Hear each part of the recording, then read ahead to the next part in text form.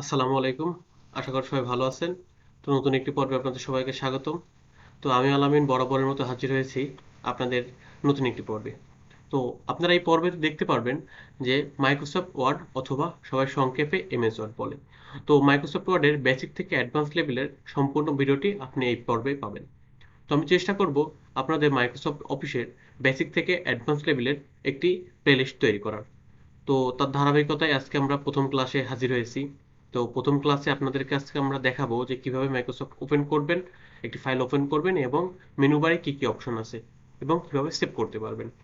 তো চলুন কথা না পারি, শুরু করা যাক।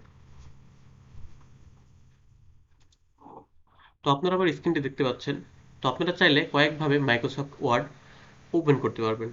তো আমি যদি আপনাদের দেখাই, যদি আপনাদের মাউসের রাইট বাটনে ক্লিক করার পরে আপনি দেখতে পাচ্ছেন যে নিউ নামে একটি অপশন। তো নিউ এ ক্লিক করার পরে দেখতে পাচ্ছেন যে অনেকগুলো ডান সাইডে অপশন চলে আসছে। তো আপনি সেখান থেকে কিন্তু এমএস ওয়ার্ড ডকুমেন্ট এটাতে ক্লিক করলেও আপনি দেখতে পারবেন যে একটি ফাইল ডেস্কটপের উপর চলে এসেছে। তো এখানে আপনাকে রিনেম করতে বলছে বা ফাইলের নাম দিতে বলছে। তো আমি যদি এই ফাইলটি ওপেন করি, তো ফাইলটা আমি ওপেন করতেছি। তো দেখতে পাচ্ছেন যে মাইক্রোসফট অফিস কিন্তু ওপেন হয়ে গিয়েছে। তো এটা একটা পদ্ধতি ছিল। তো সব থেকে বেটার পদ্ধতি হচ্ছে আমরা প্রথমে স্টার্ট বার অথবা উইন্ডোজ বারে চলে যাব। তো যাওয়ার পরে আপনি এখানে দেখতে পাচ্ছেন যে অল অ্যাপস। তো আপনার যদি উইন্ডোজ 10 দেওয়া থাকে অথবা 11 দেওয়া থাকে অথবা 8 দেওয়া থাকে অথবা 7 দেওয়া থাকে, তো আপনাদের ইন্টারফেসটা আলাদা আসবে কিন্তু সিস্টেমটা একই। অথবা আপনি কিন্তু এখান থেকে আপনি যদি এখানে দেখেন, এখানে যদি ক্লিক করেন অল অ্যাপসে বা অল প্রোগ্রামে, তো দেখতে পাচ্ছেন যেখানে আপনার যতগুলো প্রোগ্রাম ইনস্টল দেওয়া আছে সবগুলো এখানে কিন্তু এখানে আছে। তো আপনাকে স্ক্রল করে ডাব্লু তে চলে আসতে হবে, যেহেতু ওয়ার্ড শুরু হয় ডাব্লু দিয়ে। এই দেখতে পাচ্ছেন যে একটা ওয়ার্ড ফাইল চলে আসে, এই যে এখানে এই যে কিন্তু ওয়ার্ড ফাইল চলে এসছে। তো আমরা কিন্তু চাইলে এটা ওপেন করতে পারি। তো আমরা যদি এখানে ক্লিক করি, তো দেখতে পাচ্ছেন যে আমাদের ফাইলটি কিন্তু ওপেন হয়ে গিয়েছে। তো এখান থেকে কিন্তু আমরা ওপেন করতে পারবো। এটা একভাবে গেল। তো আপনি যদি এভাবে না পান, তাহলে আপনি কি করবেন, যেখানে দেখতে পাচ্ছেন সার্চ বারে গিয়ে লিখবেন যে ওয়ার্ড। তো ওয়ার্ড লেখার পরে আপনি দেখতে পাচ্ছেন যে এই যে ওয়ার্ড নামে একটি অ্যাপ্লিকেশন চলে আসছে। তো আপনি এটা ওপেন করলে দেখতে পারবেন যে ওপেন হয়ে গিয়েছে। তো আপনারা কিন্তু, আমি অনেকভাবে দেখানোর চেষ্টা করেছি, আপনারা কিন্তু এভাবে উপায়ে ওপেন করতে পারবেন। তো আমি ব্যবহার করছি মাইক্রোসফট অফিস 2016। তো আমার ইন্টারফেসটা ঠিক এমন দেখাচ্ছে। তো আপনারা ব্যবহার চেষ্টা করবেন যে সবসময় আপডেট ভার্সনটা ব্যবহার করার। ওয়ার্ড 10, 13, 16, 20 ইত্যাদি। আপনারা সবসময় আপডেট চেষ্টা করলে তাহলে ফিচার্স কিছু বেশি পাবেন বা সহজ হবে আপনার কাজটি। তো যদি আমাদের প্রথম অ্যাপটি এরকম আসে, ইন্টারফেস আসে, তো আমরা প্রথমেই ব্ল্যাঙ্ক ডকুমেন্টে ক্লিক করব। তো ব্ল্যাঙ্ক ডকুমেন্টে ক্লিক করার পরে আপনি দেখতে পাচ্ছেন যে আমাদের মাইক্রোসফট অফিসটি বা ওয়ার্ডটি ওপেন হয়ে গিয়েছে।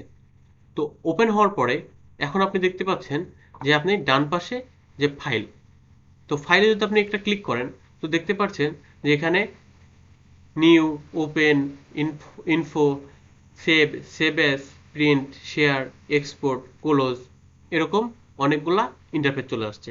তো আপনি যদি নিউ এ ক্লিক করেন, তাহলে নতুন একটি মাইক্রোসফট ওয়ার্ডের ইন্টারফেস বা নতুন একটি পেজ ক্রিয়েট হবে। আর তারপর আপনি যদি ওপেনে দেন, তাহলে আপনি কোনো সেভ করা ফাইলটি ওপেন করতে চাইলে এটা হবে। এবং ইনফরমেশনে চাইলে আপনার ফাইলের ইনফরমেশন দেখাবে। এবং যদি আপনি সেভে ক্লিক করেন, তাহলে আপনার ফাইলটি সেভ হবে। তো আপনি কিন্তু এখান থেকে যদি সেভে ক্লিক করেন, তো আপনাকে এখানে বলছে কোন লোকেশনে আপনি সেভ করতে চাচ্ছেন। তো আমি যদি এখানে দিস পিসি দিই, তো দিলে দেখতে পাচ্ছেন যে আমার এখানে কিন্তু দিস পিসি ওপেন হয়ে গিয়েছে। তো আমি যদি এখানে ডেস্কটপ ক্লিক করি, এই যে ডেস্কটপ ক্লিক করলাম, করে এখানে লিখলাম যে লেকচার 1 অথবা ক্লাস 1। তো লেকচার 1 যদি আমি সেভ করি, তো সেভ করার পরে আমি যদি আবার এটা মিনিমাইজ করি, তো দেখতে পাচ্ছেন যে আমাদের এখানে কিন্তু লেকচার 1 নামে একটি ফাইল ক্রিয়েট হয়ে গিয়েছে। তো আমি পুনরায় মাইক্রোসফট ওয়ার্ডে ফিরে আসছি। তো তারপর দেখতে পাচ্ছেন যে সেভ এস। তো সেভ এসে থেকে আপনার একটা ফাইল সেভ করা আছে, আপনি যদি আরেকটা লোকেশনে অথবা নতুন করে রিনেম করে সেভ করতে চান, তাহলে সেভ এসে ক্লিক করতে পারেন বা এখান থেকে সেভ করতে পারেন। এবং যদি প্রিন্ট করেন, তাহলে যদি আপনি ফাইলটি প্রিন্ট করতে চান, তাহলে প্রিন্টে ক্লিক করলে আপনার প্রিন্টের ইনফরমেশন চলে আসবে, অথবা তারপরে আপনি প্রিন্ট করতে পারবেন। তো শেয়ার, এক্সপোর্ট, ক্লোজ, এভাবে আপনি বাকি অপশনগুলো ব্যবহার করতে পারবেন। তো আমি যদি ব্যাকে আসি, তো তারপরে যদি আমরা আসি, তো দেখতে পাচ্ছেন যেখানে লেকচার 1 লেখা আছে, এটাকে বলে টাইটেল বার। তো আপনার ফাইলের নামটি যেভাবে সেভ করা থাকবে বা যে নামে লেখা থাকবে সেটাকে বলবে টাইটেল বার। তো তারপরে যদি আপনি আসেন, তাহলে এগুলাকে বলা হয় মেনু বার, যেমন file, home, insert, design, layout, reference, mailing, review, view, help. আর তারপর যেটা দেখছেন এটা হচ্ছে টুলবার। তো এগুলো আমাদের কাজের ক্ষেত্রে লাগবে, আমরা আস্তে আস্তে সবকিছু দেখব প্রত্যেকটার কাজ। তো এখন যদি আমরা নিচে আসি, দেখতে পাচ্ছেন পেজ 1 of 1, মানে আপনার এখানে একটার মধ্যে একটা একটা পেজে আছে আর কি আমাদের এই ফাইলটাই, এই জন্য দেখাচ্ছে ওয়ান ফাইল পেজ। তো আমি যদি এখন এখানে লিখি, আমার নামটি লিখি,